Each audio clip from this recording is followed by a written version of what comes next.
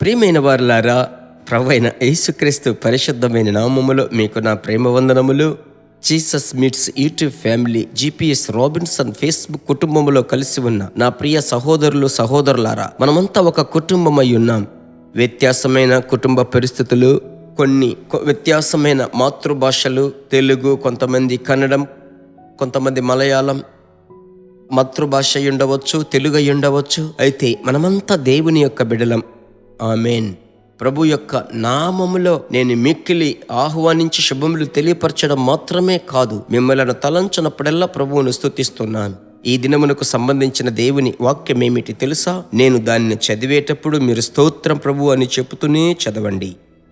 అపోస్తలుల కార్యములు 14వ అధ్యాయము 22. శిష్యుల మనస్సులను దృఢపరచి విశ్వాసమందు నిలకడగా ఉండవలెనని అనేక శ్రమలను అనుభవించి మనము దేవుని రాజ్యములో ప్రవేశింపవలెననియు వారిని హెచ్చరించిరి. ఇక్కడ వాక్యము సెలవిస్తుంది, శిష్యుల మనస్సులను దృఢపరచి, లేదంటే వారి మనస్సులను దృఢపరచేటువంటి కార్యము. ఈరోజు ఏదో ఒక రీతిగా మీరు ధైర్యమును కోల్పోయి, బలము ఉన్నప్పటికీ బలము లేనట్లుగా, అన్ని మీ యొద్ద నుంచి తొలగిపోయినట్లు, లేకపోతే ఏ వ్యాధి లేదు అయినప్పటికీ ఏదో ఒక వ్యాధి సోకినట్లు, మనస్సు విషయంలో మీరు బాధింపబడి మిక్కిలి సంశయముతో ఉన్నట్లయితే ఈరోజు మీకే ఈ మాట చెప్పుచున్నాను. ఆ రోజు అపోస్తలుడైన పౌలు శిష్యుల మనస్సులను దృఢపరచి విశ్వాసమందు నిలకడగా ఉండాలని చేశాడు, వారిని హెచ్చరించాడు. మనము ఇలాంటి శ్రమల గుండానే మనం దేవుని యొక్క రాజ్యములో ప్రవేశించాలి అని వారిని దృఢపరుస్తున్నాడు. ఇది సాధారణంగా కుదరదు. ఆత్మ ప్రేరేపణ ఉంటేనే దృఢపరచగలము. అలాగైతే ఆత్మ దేవుని స్వభావములలో ఒకటి దృఢపరచడం. కృంగిపోయిన పరిస్థితులలో ఉన్న మిమ్మలను ఆయన మిమ్మల్ని దృఢపరచాడు, ధైర్యపరచాడు. భర్త చేత, బిడ్డల చేత, భార్య చేత, లేదంటే భర్త ఇంటి వారి చేత, పిల్లల స్నేహితుల ద్వారా మీరు ఒకలాగా కలత చెంది ఉండవచ్చు. ప్రభు నామములో చెప్పుచున్నాను, ప్రభు మిమ్మల్ని దృఢపరచునుగాక. ధైర్యంగా ఉండండి. ప్రభు చిత్తము లేకుండా ఏది మీ లైఫ్లో, మీ జీవితంలో జరగదు. ప్రభు మిమ్మల్ని చూసుకుంటాడు.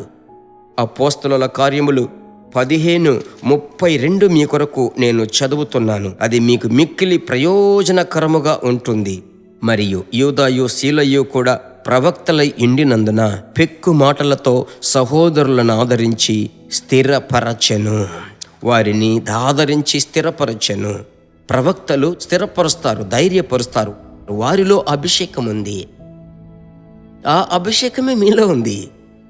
మీరు ఒకరిని ఒకరు ధైర్యపరచుకోనండి. భార్య భర్తను చూసి చెప్పాలి, కృంగిపోవద్దు, ధైర్యంగా. అలాగూ భర్త భార్యను చూసి చెప్పాలి, దిగులు పడకండి, ప్రభు మనలను నడిపిస్తాడు. బిడ్డలను చూసి చెప్పండి, మీరు కృంగిపోవద్దు, ఇంతటితో అయిపోదు, నీకు ఒక భవిష్యత్తు ఉందని బిడ్డలను చూసి చెప్పండి. సరేనా? దేవుడు నడిపిస్తాడు. మీ కొరకు ఒక ప్రార్థన చేస్తాను. దేవుని నామం మహిమపరచబడాలి. మంచి తండ్రి, దృఢత్వము కోల్పోయిన వారిని, తడబడుచున్న వారిని, ప్రభువా అడుగులు తడబడుచున్న వారిని, తత్తరిల్లిన మోకాళ్ళతో, కృంగిపోయినటువంటి చేతులతో ఉన్న వారిని ప్రభువా దృఢపరచి, ఈ దినమునకు సంబంధించిన బలమును ఇచ్చి, ఆ రోజు అహాబు రథమునకు ముందు ఏలియా యొక్క పరుగు వేవేగముగా, చురుకుతనముగా వెళ్ళినట్లుగా మీ బిడ్డలను నడిపించమని ప్రార్థిస్తున్నానయ్యా. ప్రభువా నడిపించండి, హృదయ వాంఛలు తీర్చండి తండ్రి. మీ పరిశుద్ధ నామం మహిమపరచబడాలి. ప్రార్థన ఆలకించిన దేవునికి స్తోత్రం. యేసునామములో తండ్రి, ఆమెన్. ప్రియులారా, ప్రభువునందు సంతోషంగా ఉండండి.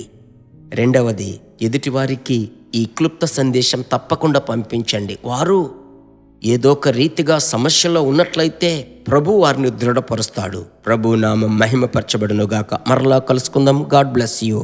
దేవుని బిడ్డలారా, ఈ వర్తమానము మీకు మిక్కిలి ఆశీర్వాదకరముగా ఉందని మేము నమ్ముచున్నాము. ఇంకనూ మా వర్తమానములను విని ప్రభువులు ఆశీర్వదింపబడుటకు జీసస్ మీట్స్ మినిస్ట్రీస్ అను మా యూట్యూబ్ ఛానల్ ను సబ్స్క్రైబ్ చేయండి. మరియు మా ప్రార్థన సహాయముకై మీరు సంప్రదించవలసిన మా ఫోన్ నెంబర్ 9841252836. మరియు 72954633. Email gpsrobinson@hotmail.com. ప్రభు మిమ్మును ఆశీర్వదించునుగాక.